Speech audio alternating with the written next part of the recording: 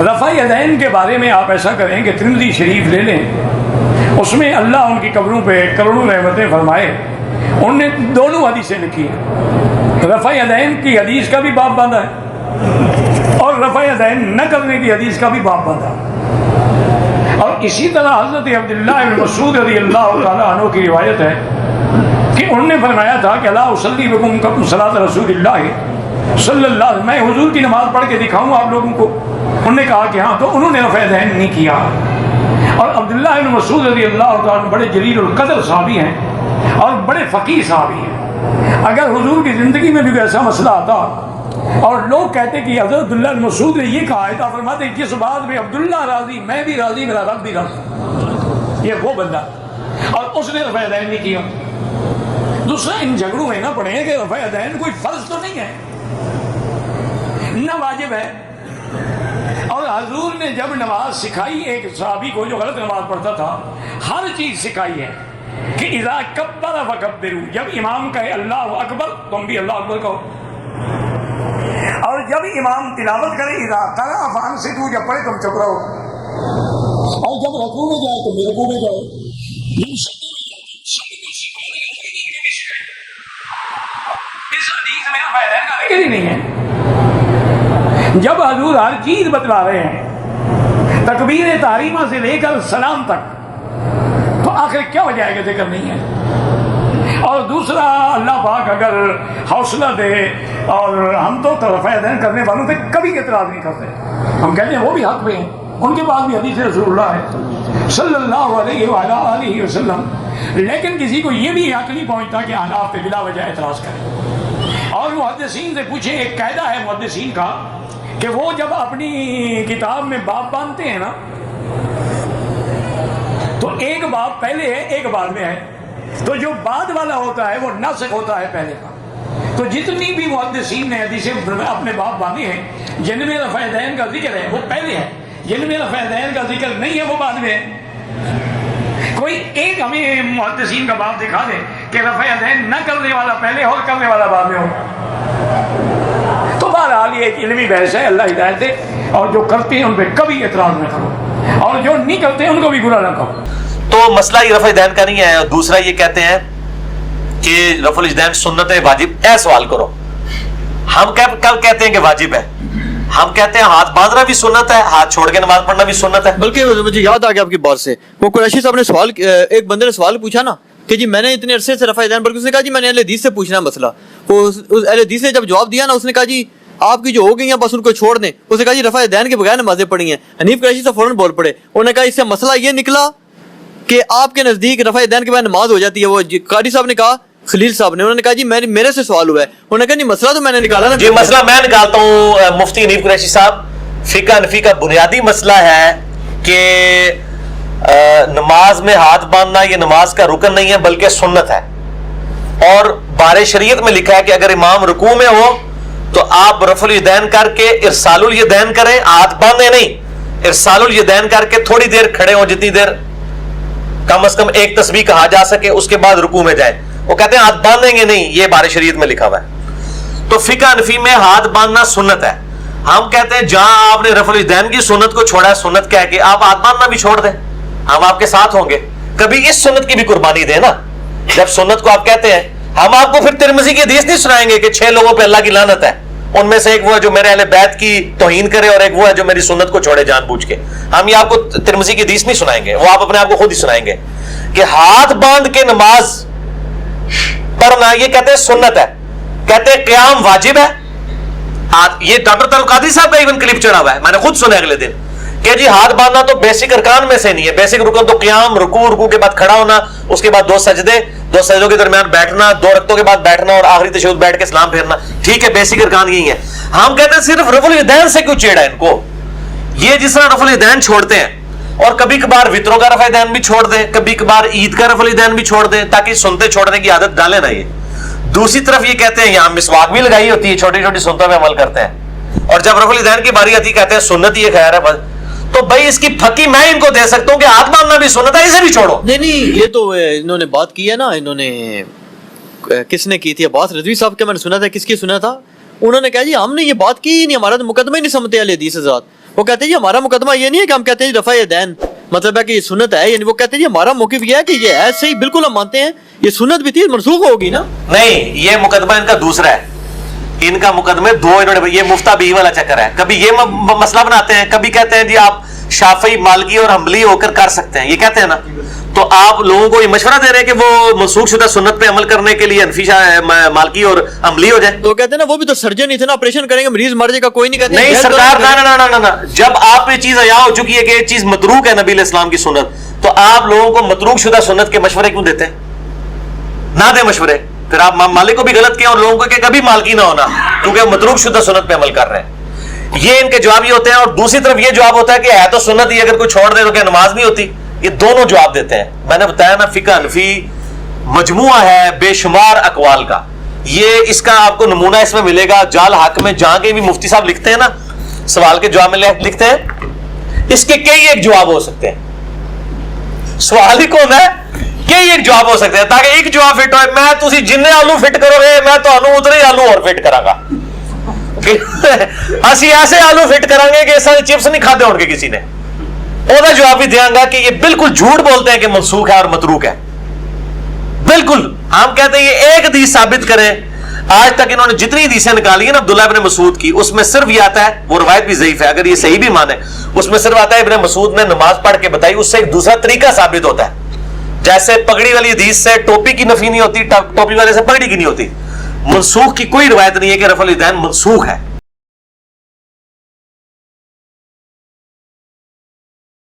رکوع سے پہلے ہاتھ اٹھانا، یعنی رکوع میں جاتے ہوئے اللہ اکبر کہتے ہوئے رفع الیدین کرنا. رفع الیدین کے مواقع. نماز کی ابتدا میں سالم بن عبداللہ اپنے والد سے روایت کرتے ہیں کہ رسول اللہ صلی اللہ علیہ وسلم جب نماز شروع کرتے تو اپنے دونوں ہاتھ اپنے کندھوں کے برابر اٹھاتے. اپنے دونوں ہاتھ اپنے کندھوں کے برابر اٹھاتے، یعنی نماز کے آغاز میں کندھوں کے برابر، اور کبھی آپ کانوں کے پاس بھی لے جاتے تھے، نیچے بھی کر سکتے ہیں اور اوپر بھی. رکوع میں جاتے ہوئے اور رکوع سے سر اٹھاتے ہوئے، رکوع میں جاتے ہوئے اور رکوع سے سر اٹھاتے ہوئے.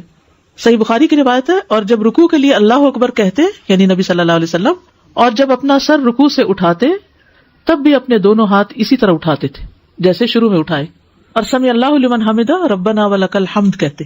لیکن سجدوں میں ایسا نہیں کرتے تھے، سجدے میں جاتے ہوئے ہاتھ نہیں اٹھاتے تھے اور نہ سجدے سے سر اٹھاتے ہاتھ اٹھاتے تھے. دو رکعتوں کے بعد کھڑے ہوتے تھے. جب نماز شروع کرتے تو اللہ اکبر کہتے اور اپنے دونوں ہاتھ اٹھاتے، اور جب رکوع کرتے تب بھی اپنے دونوں ہاتھ اٹھاتے، اور جب سمع اللہ لمن حمدہ کہتے تو بھی اپنے دونوں ہاتھ اٹھاتے، اور جب 2 رکعت ادا کر کے کھڑے ہوتے تو بھی اپنے دونوں ہاتھ اٹھاتے تھے. اور ابن عمر اس کو اللہ کے نبی کی طرف منسوب کرتے تھے. یعنی ابن عمر ایسا کرتے تھے تو وہ کیا کہتے تھے، میں کیوں کرتا ہوں؟ کیونکہ نبی صلی اللہ علیہ وسلم ایسا کرتے تھے.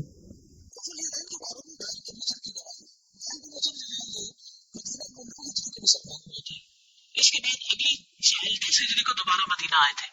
اس سال بھی آپ نے نبی صلی اللہ علیہ وسلم کو رفع الیدین کرتے دیکھا. یعنی بعض لوگ کہتے ہیں نا کہ ابتدا میں نبی صلی اللہ علیہ وسلم کرتے تھے اور بعد میں نہیں کرتے تھے، چھوڑ دیا تھا. کچھ لوگ کہتے ہیں وہ مکہ میں کرتے تھے یا مدینہ کے شروع میں جب منافقین بت لے کر آتے تھے اپنی بغلوں میں چھپا کر، تو اس وقت پھر یہ حکم ہوا. تو یہ بالکل من گھڑت بات ہے، بت تو پہلے ہی اللہ اکبر سے گر جائیں گے، اس کے لیے بار بار اللہ اکبر کی تو ضرورت نہیں ہے. وائل بن حجر رضی اللہ عنہ بیان کرتے ہیں کہ میں نے کہا میں ضرور دیکھوں گا کہ رسول اللہ صلی اللہ علیہ وسلم نماز کیسے پڑھتے ہیں. بیان کیا کہ آپ صلی اللہ علیہ وسلم کھڑے ہوئے اور اپنے دونوں ہاتھ اٹھائے حتیٰ کہ آپ کے کانوں کے برابر آ گئے. ٹھیک ہے، پھر آپ نے اپنے بائیں ہاتھ کو اپنے دائیں ہاتھ سے پکڑ لیا، اللہ اکبر کہہ کے کانوں تک اللہ اکبر کر کے پھر بائیں ہاتھ کو دائیں ہاتھ سے پکڑ لیا. پھر جب رکوع کا ارادہ کیا تو اپنے دونوں ہاتھوں کو اٹھایا حتیٰ کہ آپ کے کانوں کے برابر آ گئے، پھر اپنے دونوں ہاتھ اپنے دونوں گھٹنوں پہ رکھ دیے. پھر جب رکوع سے سر اٹھایا پھر اپنے ہاتھوں کو اسی طرح اٹھایا. رفع کا مطلب ہوتا ہے اٹھانا، یدین کا مطلب دونوں ہاتھ، رفع یدین 2 ہاتھ اٹھانا. دوسری سند میں ہے، وائل کہتے ہیں کہ ایک مرتبہ پھر نبی صلی اللہ علیہ وسلم کی خدمت میں حاضر ہوا تو لوگوں نے جبے اور کمبل پہن رکھے تھے، سردی ہوگی، تو وہ اسی طرح اپنے کپڑوں کے نیچے سے رفع الیدین کر رہے تھے، یعنی اندر سے بھی کر رہے تھے. وائل بن حجر نے ہر حال میں صحابہ کو رفع الیدین کرتے ہی دیکھا. مسند احمد کی روایت ہے. یہ ایک صاحب مجھے کہنے لگے کہ یہ کوئی ایسی صحیح متفق علیہ حدیث دکھاؤ جس میں آتا ہو کہ نبی نے رفع الیدین کے بغیر نماز پڑھی ہو، جس کو سب صحیح مانتے ہوں. میں نے کہا کوئی ایسی حدیث دکھاؤ متفق علیہ جس میں آتا ہو کہ نبی نے گریبان بند کر کے نماز پڑھی ہو ہمیشہ. گریبان کھول کے نماز کا تو آتا ہے، بٹن لگا کے نماز پڑھنے کا بھائی جو کام عام معمول سے ہٹ کے ہوتا ہے اس کو ہائی لائٹ کیا جاتا ہے، کرنے کی چیزوں کو بیان کیا جاتا ہے، نہیں کرنے کی چیزوں کو بیان نہیں کیا جاتا. رفع الیدین کرنے کی حدیثیں زیادہ ہیں اس لیے کہ وہ ایک عمل ہے، کیا ہے. جس نماز میں نبی نے رفع الیدین نہیں کیا صحابہ نے اس کو بیان نہیں کیا. رہا یہ مسئلہ کہ نہیں کرنے کا عمل زیادہ ہے، اس کی دلیل صحابہ کا عمل ہے. امام ترمذی نے جو امام بخاری کے شاگرد ہیں جہاں رفع الیدین کی حدیثیں ذکر کی ہیں نا تو وہاں نیچے لکھا ہے وہ بھی یقولو، یہی قول ہے فلاں صحابی کا فلاں صحابی کا فلاں صحابی کا فلاں، ان کے نام ہائی لائٹ کیے ہیں. اور جہاں رفع الیدین نہ کرنے کی روایت ذکر کی وہاں یہ فرماتے ہیں وہ بھی یقولو غیر واحد من اہل العلم من اصحاب النبی، یہی بہت سارے صحابہ کا مذہب ہے اہل علم میں، اور ان کے نام نہیں لکھے کیونکہ جو سلیکٹڈ لوگ ہوتے ہیں ان کے نام بیان کیے جاتے ہیں. جب بہت سارے ہوتے ہیں تو ان کا نام نہیں ذکر کیا جاتا. میں نہیں کہہ رہا کہ آپ رفع الیدین کر کے غلط کر رہے ہیں، میں کہہ رہا ہوں کہ جو نہیں کرتے اللہ کے بندو ان کے پاس بھی کچھ دلیل ہے، اس کو اختلافی مسئلہ مان لو، بس ہماری جان چھوڑ دو. ہم نہیں کہہ رہے کہ آپ کریں، آپ کو اگر اس پہ اطمینان ہے آپ وہ کریں، لیکن نہ کرنے والوں کو انسان کا بچہ مان لیں آپ لوگ، صحیح ہے نا، مسلمان مان لیں، ان کو مان لیں کہ یہ بھی عاشق رسول ہیں. اللہ نے اس سنت کو بھی تو زندہ رکھنا تھا نا، تو کیوں خون پی رہے ہو بھائی؟ ہم جب آپ کا نہیں خون پی رہے، جو پی رہا ہے نا دیوبندیوں میں تو وہ اس کو جا کے پھر آپ پکڑو.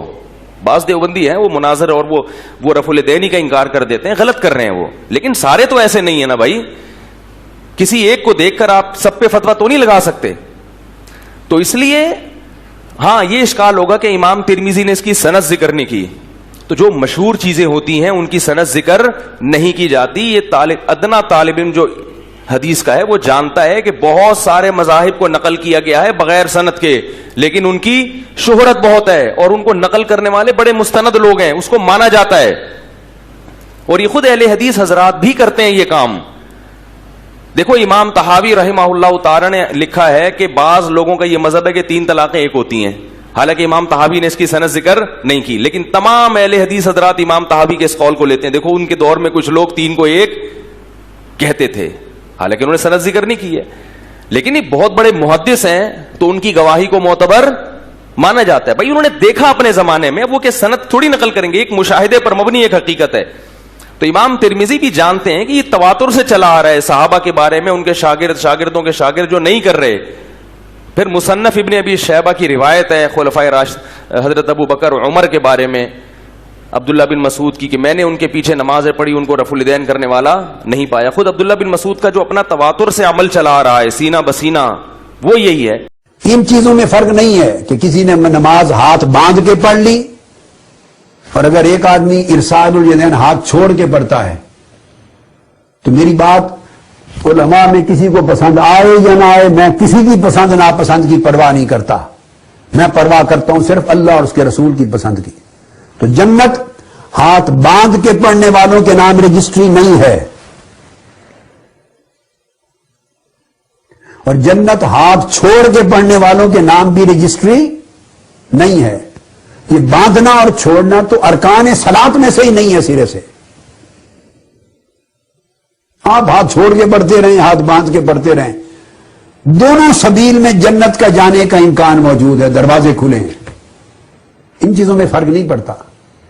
جنت رفع یدین کرنے اور رفع یدین نہ کرنے کے کسی ایک طبقے کے لیے رجسٹری نہیں ہے. بھئی رفع یدین کرنے والے بھی جنت میں جائیں گے، آپ جا کے دیکھ لینا. امام بخاری ہوں گے کہ نہیں جنت میں؟ امام مسلم ہوں گے کہ نہیں جنت میں؟ امام ابو داؤد، ترمذی، نسائی، ابن ماجہ سب ہوں گے کہ نہیں؟ ارے نیچے آ جائیں، حضور غوث العظم میرے اور آپ کے اور کل دنیا کے شیخ عبد القادر جیلانی ہوں گے کہ نہیں جنت میں؟ یہ سب رفع یدین کرتے تھے. اب میں ان کا مرید ہوں، میں حنفی ہوں، میں رفع یدین نہیں کرتا. میں نے کتابوں میں سینکڑوں احادیث درج کی ہیں ترک رفع یدین پر، مگر اس کا مطلب یہ نہیں کہ رفع یدین کرنے والوں کو معاذ اللہ کوئی گمراہ سمجھے. استغفر اللہ العظیم. یہ حضور علیہ السلام کی سنت اور ادائیں ہیں ساری جو محفوظ ہو گئی ہیں مختلف طریقوں سے. جب جب جن حالات میں رفع دین کیا رب کو وہ بھی ادا پسند آ گئی, کئی مذاہب سے وہ محفوظ کر لی. جب ترک کر دیا وہ بھی پسند آئی, وہ بھی محفوظ کر لی. رب نے مصطفیٰ کی ایک ادا بھی ایسی نہیں چھوڑی جو مر جائے, جو ختم ہو جائے, قیامت تک زندہ رہے. تو مذاہب اس لیے بنے کہ ہر ادا مصطفیٰ سلامت رہے. تو میں آپ کو نصیحت یہ کرنا چاہتا ہوں, یہ ان شناختوں سے فرق نہیں ہوگا. انشاءاللہ رفع یدین کرنے والے بھی جنت میں جائیں گے, نہ کرنے والے بھی جائیں گے. اگر کبائر سے اجتناب ہے, محرمات سے اجتناب ہے, تو اونچی آمین کہنے والی بھی جائیں گے, پست آمین کہنے والی بھی جائیں گے. یہ تو مختلف ہی چیزوں میں جنت جہنم کا پھر معیار نہیں رہ جاتا, پھر اولا غیر اولا کا معیار رہ جاتا ہے. لیکن جو چیزیں میں آپ کو زندگی کی بتا رہا ہوں, ان پر جنت اور جہنم کے فیصلے ہونے والے ہیں. ربنا ولا تحمل علينا إصرا كما حملته على الذين من قبلنا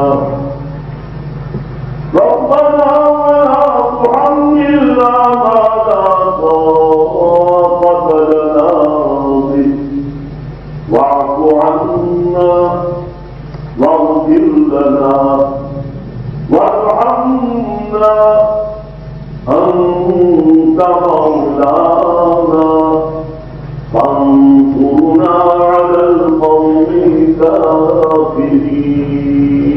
الكافرين. الله أكبر.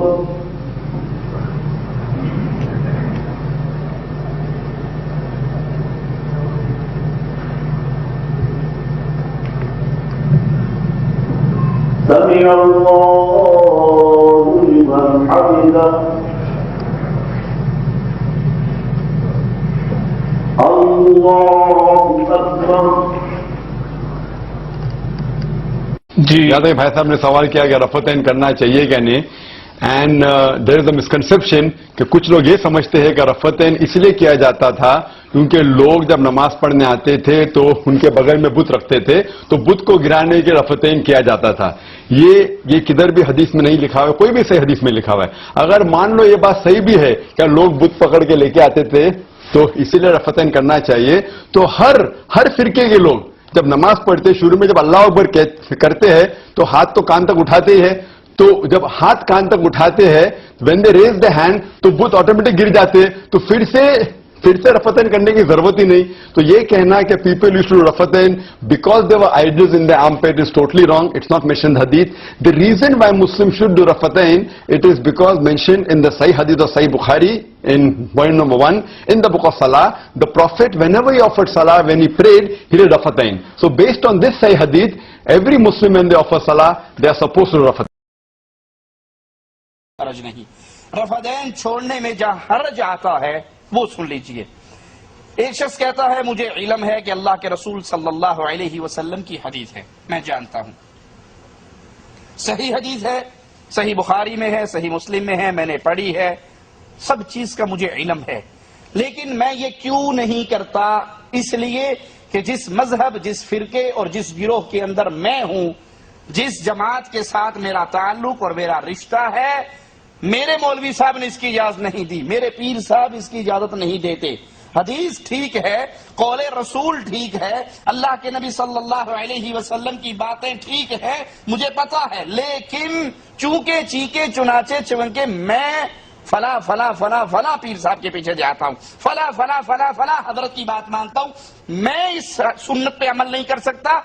سنت رسول کا مجھے علم ہے, لیکن چونکہ جس جماعت میں ہوں وہ نہیں کرتے, تو اب یہ آدمی بدعقیدہ ہو چکا ہے, کیونکہ اس نے مقام محمد پر صلی اللہ علیہ وسلم غیر محمد کو بٹھا دیا ہے. اس نے اللہ کے نبی صلی اللہ علیہ وسلم کی حدیث پیر صاحب کی وجہ سے ٹھکرا دی ہے. اس سے بڑا ظالم کون ہوگا